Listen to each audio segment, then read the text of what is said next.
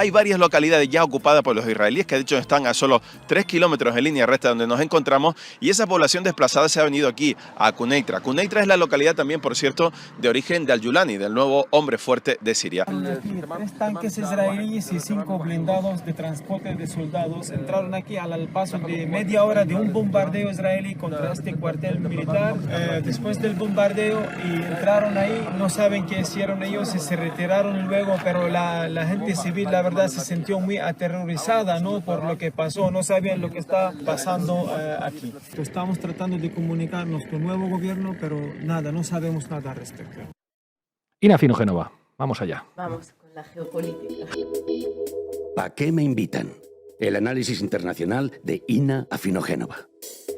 Desde la caída del régimen de Bashar al-Assad en Siria, desde su huida a Rusia y la toma del país por discípulos de Al-Qaeda, Hayat Tahrir al-Sham, hoy en proceso de intenso lavado mediático, como acabamos de ver, y presentados como yihadistas inclusivos, yihadistas por la diversidad, tecnócratas. Bueno, pues el mapa de Oriente Próximo se está rediseñando en vivo y en directo sin que saltasen las alarmas de la comunidad internacional, salvo excepciones de las que hablaremos. Hace 4 días, el primer ministro de Israel, en busca y captura por la Corte Penal Internacional por crímenes de genocidio en Gaza, minucias, emitía unas declaraciones triunfalistas que podrían darnos unas pistas sobre cómo pretende seguir y por dónde pretende pasarse la orden de detención del Tribunal de la Haya también. Dije que cambiaremos Oriente Medio y esto es lo que está sucediendo. Siria no es la misma Siria, el Líbano no es el mismo Líbano, Gaza no es la misma Gaza, Irán no es el mismo Irán.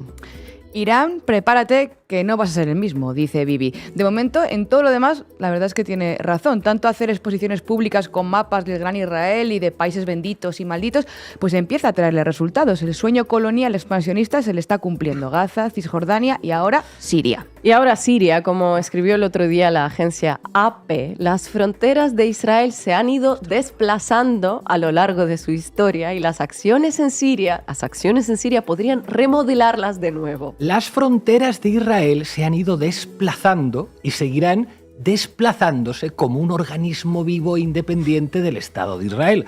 Hoy la frontera se desplaza un poquito, solo la puntita, hacia Gaza. Mañana otro poquito más hacia Cisjordania. Pasado mañana, espontáneamente como un organismo vivo, la frontera de Israel se expande hacia el Líbano y de repente ya está instalada en Damasco la frontera, casi en un movimiento de placas tectónicas, natural, sin intervención externa, cosa de la naturaleza. Si leen AP, esa es la sensación, parece cosa de la naturaleza, ¿no? Si escuchan la base sabrán que horas después de la caída del régimen de Al-Assad, Israel comenzó la mayor operación militar contra Siria de su historia, bautizada como la Flecha de Basán. El motivo oficial, esgrimido por el gabinete de Netanyahu, es obviamente la defensa de Israel. Esta defensa pasa por desmantelar las capacidades militares de Siria. 350 ataques aéreos contra objetivos en todo el país, 80% de la infraestructura militar siria destruida. No vaya a ser que el armamento que tenía el régimen de Bashar al-Assad fuese a parar a las filas de los yihadistas por la igualdad y por la diversidad.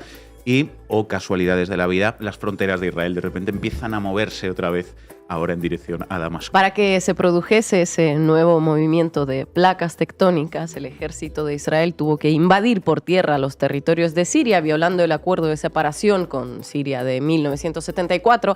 En horas pasó a controlar el monte Hermón, ocupando todos los puestos de control, incluidos aquellos que estaban custodiados por las fuerzas de las Naciones Unidas. El monte Hermón es la montaña más alta de Siria, 2.814 metros de altura, desde los que Tel Aviv podrá vigilar toda la región, Siria, Líbano, Palestina, Jordania, vistas panorámicas de hasta 70 metros hacia todos los lados. En total, la frontera de Israel se desplazó más de 360 kilómetros cuadrados dentro de Siria y ahora mismo se encuentra a pocos kilómetros de Damasco. Y parece que de ahí no va a retroceder ni un metro cuadrado. El recién nombrado ministro de Defensa, Israel Katz, afirmó que el control de la montaña tiene una enorme importancia para la seguridad y Netanyahu se ha sacado ya una foto con sus tropas en el monte Hermón y dijo que se quedarían allí. Además de avisar que los Altos del Golán serán parte de Israel eternamente y aprobar un plan de desarrollo de esa zona que supone duplicar la población y fortalecer los asentamientos. Hay aprobación del Parlamento de un presupuesto equivalente a unos 10 millones de euros para este objetivo. Muy bien, más ocupación y nuevas anexiones. ¿Alguien le ha puesto ¿Algún pero a esto, por curiosidad? El secretario general de la ONU, Antonio Guterres, declarado persona non grata por Israel por su supuesto antisemitismo, que en un ejercicio de deslegitimación se lo achacan a todo el que condena sus políticas coloniales. Bueno, pues Guterres condenó las violaciones de la soberanía y la integridad territorial de Siria, igual que el enviado especial de la ONU para Siria, Geir Pedersen, que le pidió a Israel que abandone, por favor, sus actividades coloniales en los altos del Golán, que son ilegales. Atendiendo a estas peticiones, Israel abrió un nuevo frente anteayer en la frontera sur de Siria, en la provincia de Yarmouk, y parece que se prepara para nuevas operaciones de gran envergadura. Según The Times of Israel, después de desmantelar la defensa antiaérea siria, Tel Aviv estaría avanzando con los planes de ataques contra las instalaciones nucleares de Irán. Hace una semana, Netanyahu grabó unas declaraciones dirigidas al pueblo de Irán, prometiéndole que su país sería libre, estoy citando literalmente, mucho antes de lo que algunos piensan.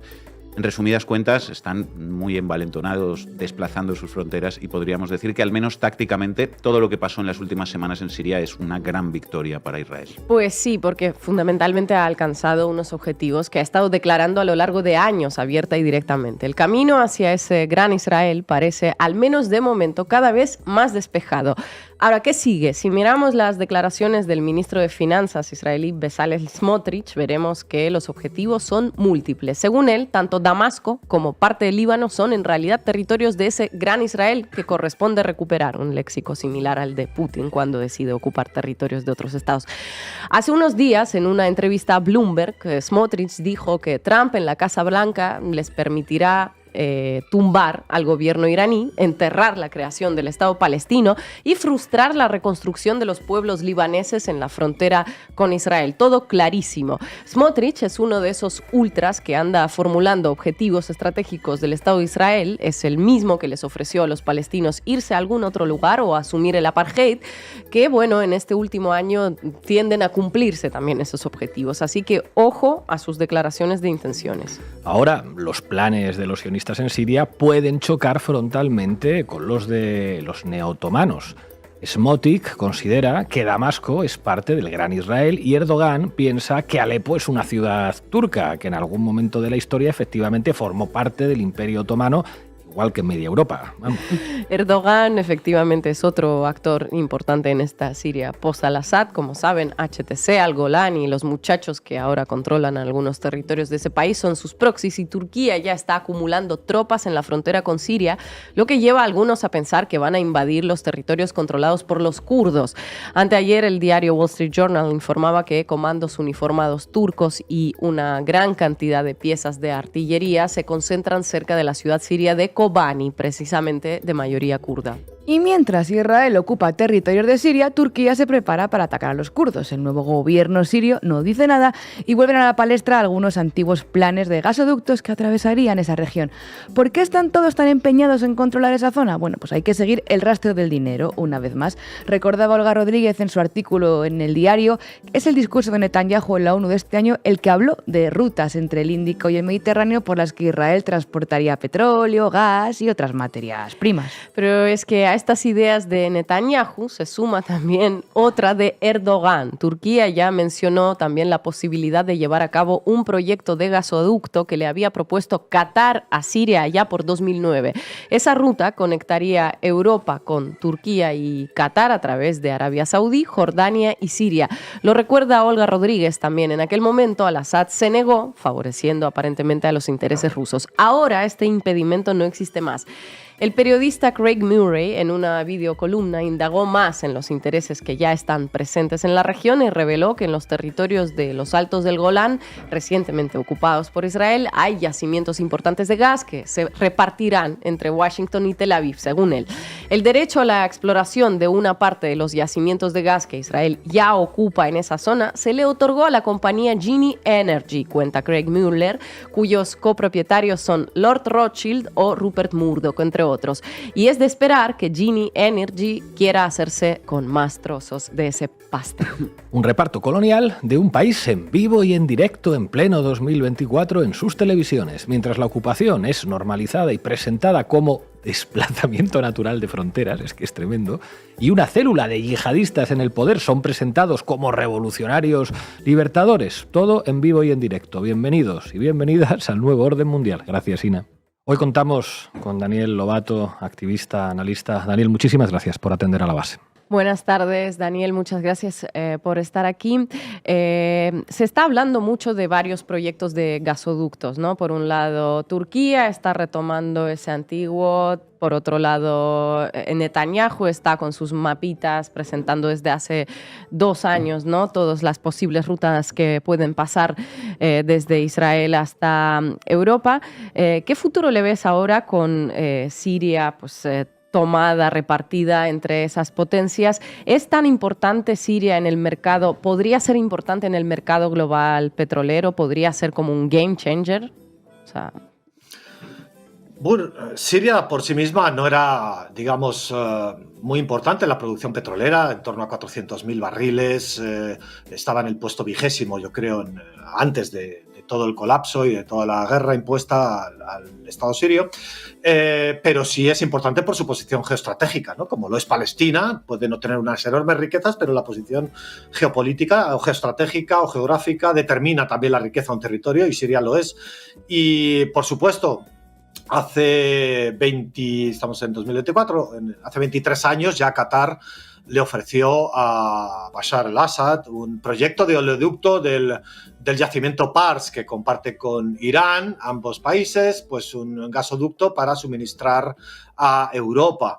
Entró en colisión a su vez con un gasoducto ofrecido por Irán, y en esa elección el entonces gobierno de Bashar al-Assad se decantó por el proyecto iraní, con el cual además tenía más vínculos y no con las monarquías reaccionarias alineadas con Estados Unidos. Y eso fue lo que desencadenó gran parte también de la guerra, ¿no? Hubo una coalición de intereses, por supuesto, en 2011, aprovechando las manifestaciones que pedían más apertura democrática, pero por supuesto esa guerra impuesta al país sirio, a la población siria, fue una coalición en la que el propio exministro de Asuntos Exteriores catarí reconoció haber recaudado 200.000 millones de dólares de distintos actores, no los nombró, pero cabe pensar que, pues, por supuesto, Emiratos, Turquía, que estaba en una situación económica diferente a la actual, Arabia Saudí probablemente, y seguro que Estados Unidos y la Unión Europea directamente, ¿no? Para financiar a estos grupos terroristas que hoy son lavados. Es paradójico, como habéis ido analizando, como ISIS o Al-Qaeda hoy son lavados y son reconvertidos en tecnócratas y en estadistas, y como movimientos de liberación nacional de la zona son reconvertidos por los medios en ISIS o Al-Qaeda, ¿no? Justo en la posición inversa. Bueno, pues este dinero recaudado por esas potencias fue lo que alimentó de la noche a la mañana a un ejército de una multinacional internacional del terrorismo, Al-Qaeda, Hayat Tahrir al-Sham, Al-Nusra, los nombres que se le quieran poner, que hoy se reconvertirán a un pragmatismo, digamos, como habéis analizado ahí, un pragmatismo gobernante y con un lavado de cara eficaz, pero en todo caso es lo que sirvió para alimentar todo eso. Y por supuesto, hoy de nuevo, pues como ha declarado Turquía, surge de nuevo la propuesta de que el gasoducto catarí, finalmente triunfante tras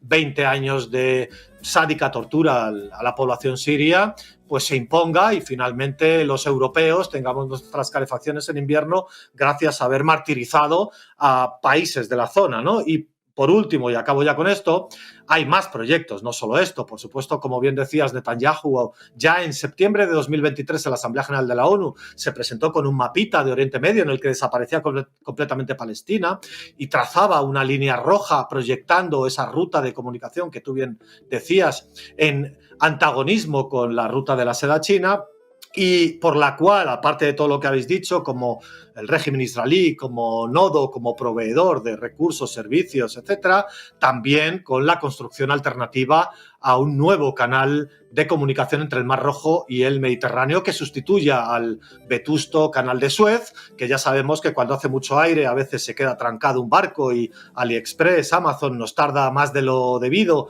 y nos ponemos nerviosos en Europa, y por tanto pues un canal de comunicación marítimo del triple de anchura y que eso otorgue a Europa, a Estados Unidos, en su declive dentro de la región, pues un balón de oxígeno en el dominio del comercio marítimo de la zona, ¿no? Con un nuevo canal de navegación que nunca se sabe los egipcios si pueden revolverse contra Occidente y, por tanto, que Netanyahu tenga su canal Ben Gurión, que es como lo quieren llamar.